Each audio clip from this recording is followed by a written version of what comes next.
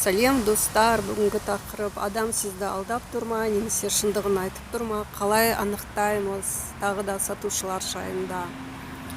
Сіз дүкенде бір товарды ұнаттыңыз, енді оның сапасын сұрадыңыз. Бұл товардың сапасы қандай десеңіз, әрине сатушы мақтай жөнеледі. Алыңыз, өте жақсы, сапасы күшті деген сияқты өткізу керек болады. Ал енді оның шын немесе өтірік айтып тұрғанын қалай анықтаймыз? Сіз сатушыға айтасыз, мен бұл товарды алмайтын болдым деп, сосын сатушының жүзіне өте мұқият қарап көріңіз. Егер сатушының жүзінде таңғу мен мұңаю болатын болса, демек ол сатушы ойлайды, мен шынымды айтып тұрмын, неге сенбей тұр деген сияқты таңқалу мен мұңаюды байқайсыз.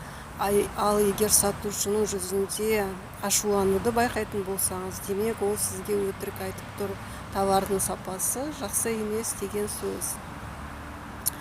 Бұл методты тек қана сатушылар емес, жалпы өз өміріңізде қолдансаңыз болады. Эксперимент жасап көріңіз, анықтайсыз.